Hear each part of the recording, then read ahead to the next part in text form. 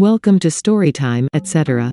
We try to post scary stories every day, so please subscribe and hit the bell button to get notified. Story 1. The Yokosuka Banshee. At the time I was serving overseas in the military overseas in Yokosuka, Japan from 2012 to 2014. Since my time there I was settled and been there for 2 years and seeing a very lovely girl named May. May had told me she was pregnant with my child while I was on my deployment. I took responsibility for my actions, so we started to plan. During the second year of my service during the winter 6 months since May gave me the news. My ship had been in dry dock for a year, and each ship depending on how large the ship's crew is. The ship had a handful of duty sections, a group of crew members who watched the ship and took care of it while the rest of the crew was off. So as my section was on duty this night, during our evening meal one of my shipmates asked me if I could switch watches with him, being that my current watch was standing in the freezing cold for 5 hours. He thought giving me his barracks watch would lift my spirits up. It did. I took the purposeful in a heartbeat. We both let our section leader know of the change. At 23:45 I was on my to the barracks to watch the barracks from 2400 0600.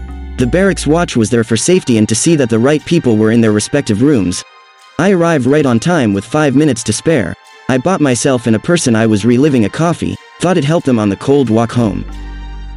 As the night progressed I made my rounds every half hour, and when the wee hours of the morning came around I started to doze off. I was awoken by a resident who couldn't sleep due to their neighbors crying. "If you can get that girl back in her room and keep her quiet, I won't tell the supervisor that you weren't sleeping," he muttered. As if I didn't have a choice.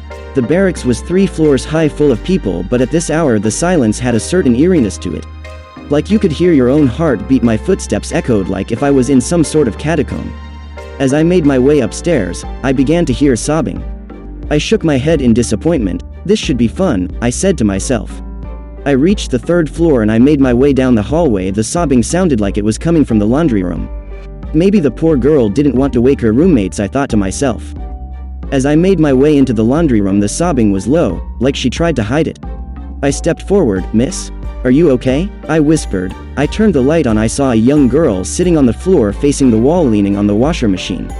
I asked again, "Miss, are you alright?" I put some strain on it so she may hear me past the sobbing.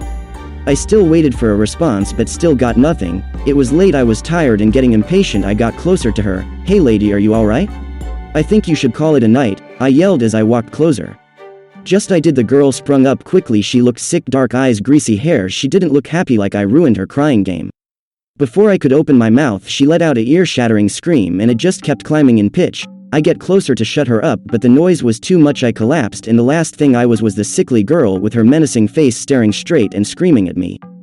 All of a sudden I woke up in the office where I watched the cameras. I would wrote it off as a bad dream from eating galley food, but I felt different. I felt cold. I was never left the office for the rest of my watch. A week later, I got news from May. She told me that there were complications with the baby. She had a miscarriage. I couldn't help that the young girl in my night terror and the miscarriage could be linked. I'm back stateside now, and the experience has left a major impression on me. Story 2. True Night Shift in a Care Home. I recently found some Let's Read type channels on YouTube and decided to try and write down an experience I had a few years ago, as it seemed similar to the content being posted. I'm 27 years old, male, live in the UK with my fiancé, and currently work as a teaching assistant for teenagers with special educational needs in a school not far from Bradgate Park in Leicestershire. I have worked in a number of schools and children's homes now, and these buildings, especially the children's homes, are usually old, renovated houses or halls.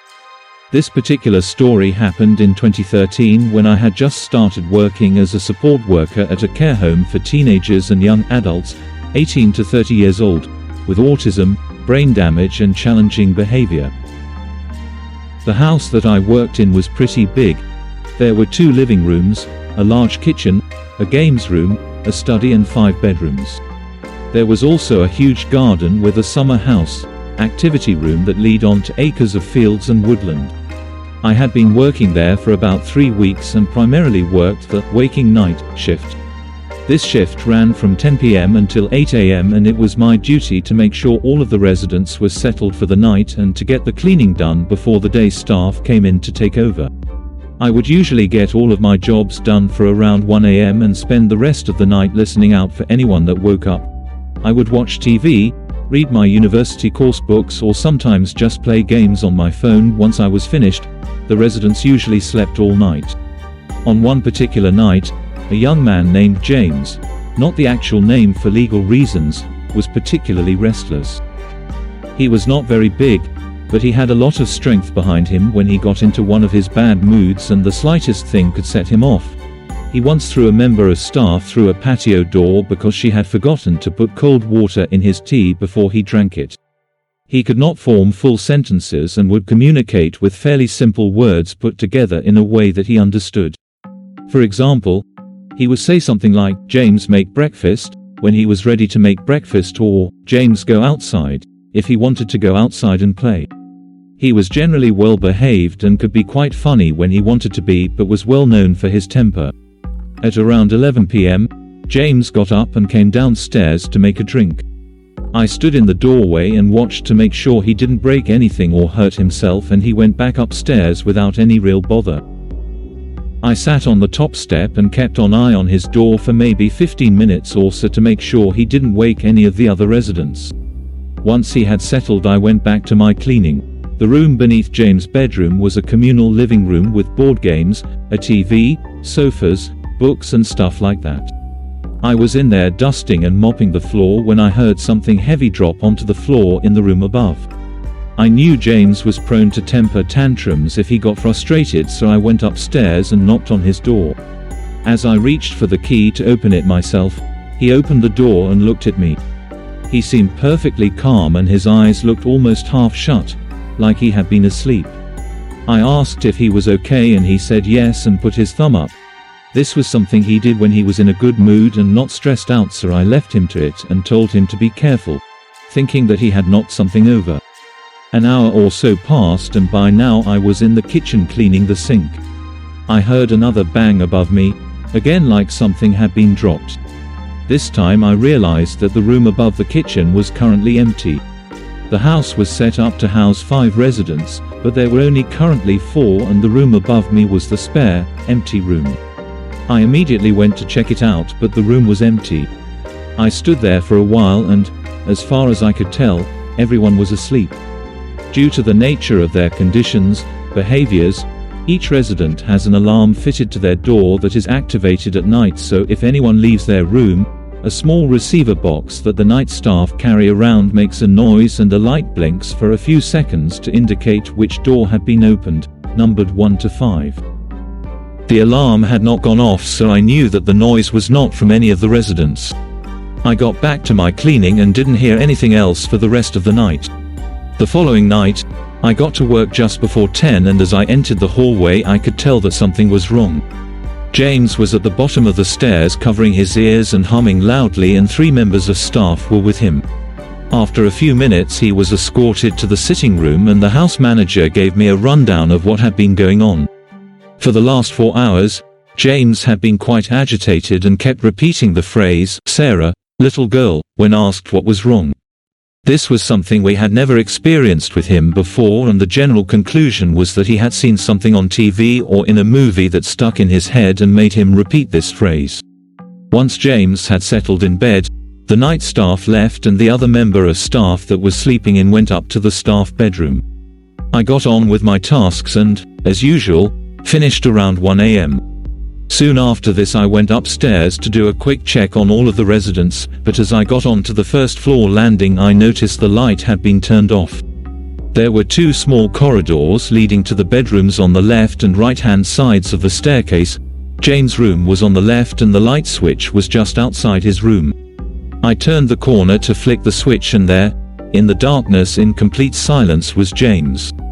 He was stood in the corner completely naked with his eyes as wide as he could possibly hold them. I'm a big guy, 6'3" and weigh about 220 pounds, but at that moment, I was really creeped out. I spoke calmly to James and asked what was going on, and for a while he said nothing at all. Then, as I turned the light back on, He let out an ear-piercing scream and started slapping himself around the face. The sleep-in staff woke up at this point and helped me to calm the situation and get James back into bed before reassuring the other residents that everything was fine. After that night I had 4 days off. My shift pattern was 7 days on, 2 days off followed by 8 days on and 4 days off, and I was relieved that this incident had happened just as my time off began. I got back to work the following week and was told that the situation with James talking about the little girl had got a lot worse. He would spend hours staring out of the window that overlooked the garden saying, "Little girl, where are you, little girl?" And no one knew where he had heard the phrase. That night, around 3 a.m., the alarm went off to say that the door to room 5, the spare room, had been opened.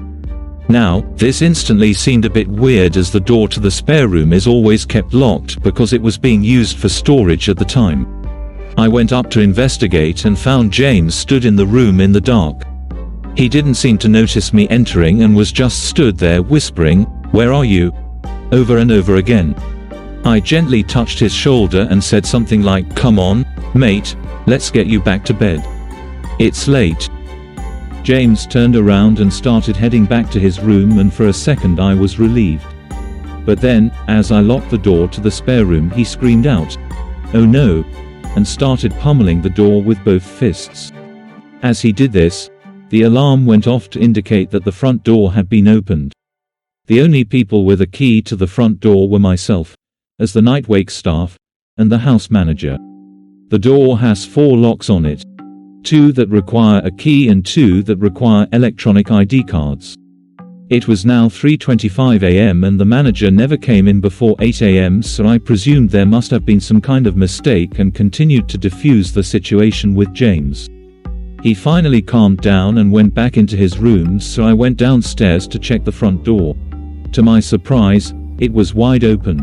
I shut it immediately and started checking every room in the house in case someone had got in. I then checked on each of the residents to make sure they were all still in the house. Everything was fine. The next night, everything was calm until around 2 a.m. when one of the other residents, Connor, got up and said that someone was tapping on his window. I guessed that he must have just been dreaming, as his window was on the 3rd floor of the house and was at least 25 feet from the ground. I went back up to his room with him to reassure him and checked his window. Sure enough, it was shut and the security lock that prevents it from opening wide enough for someone to fit through it was still sealed. As he got back in bed, I heard footsteps on the stairs outside of his room. He froze for a second and looked at me with an expression of pure panic on his face. I opened the door to see who it was, but no one was there. He was clearly scared by this and said, "Is he back?" My blood ran cold and I asked, "Is who back? What do you mean?" Connor looked over my shoulder and then sank down into his bed, pulling the duvet up to his mouth. I turned around to see what he was looking at, but there was still no one there. "Tell him to go away," Connor said in a hushed, scared voice. I tried to reassure him that there was no one there and left his bedside lamp on before leaving the room. As he got back in bed, I heard footsteps on the stairs outside of his room. He froze for a second and looked at me with an expression of pure panic on his face. I opened the door to see who it was, but no one was there. He was clearly scared by this and said, "Is he back?" My blood ran cold and I asked, "Is who back? What do you mean?" Connor looked over my shoulder and then sank down into his bed, pulling the duvet up to his mouth. I turned around to see what he was looking at, but there was still no one there. "Tell him to go away," Connor said in a hushed, scared voice. I tried to reassure him that there was no one there and left his bedside lamp on before leaving the room. I went downstairs and sat outside on the patio with a cup of coffee. It was the middle of January and around -2 outside, but I felt like I had to get out of the house for a while. After about 40 minutes I went back inside and washed my cup in the sink, dried it and put it back in the cupboard. Beneath the cupboard was a locked, secure drawer where all of the sharp knives are kept until needed. The drawer was open slightly. This was, obviously, a major issue as none of the residents were allowed access to the knife drawer without supervision. I counted the knives and realized that there was one missing, so I woke the sleep-in staff, told her the situation and we began a search. Nearly 2 hours later, we still hadn't found this missing knife, so decided to just keep our guard up and make sure none of the residents were hiding it. 2 hours later, at 5:30 a.m., the alarm sounded. It was the door to the spare room again. I went up to check it out and found that the door was locked. How could the alarm have been activated by the door opening if the door was still locked? I went inside and turned the light on. To this day, I still have no explanation for what I found, and I often think about this incident. The bed had been pushed from its usual place and was against the wall, and the wardrobe doors were open. There were screws and nails all over the floor, but nothing was broken. But the most disturbing part. In the middle of the room there was a children's doll, a gold bracelet, and the missing knife from the kitchen. The doll was an old-style baby doll. My guess was that it was made in the 50s from the style of clothes and the overall look of the doll. The bracelet was simple but old-looking. I left everything as it was and reported it to the manager as soon as she arrived. No one ever claimed that the bracelet belonged to them, and it was taken to a charity shop soon after along with the doll. After the doll and bracelet were removed from the house, James seemed to calm down and never mentioned the little girl or stood around in the dark again. I still don't have an explanation for everything that happened, and sometimes think that it was just a combination of strange behavior from a young autistic guy and the fact that the house was old. But on the other hand, a lot of stuff happened that I can't explain logically. My only regret now is that the doll and bracelet are gone and can't be examined or identified. Maybe it was paranormal, who knows, but now I work day shifts and do not plan on working night shifts again anytime soon.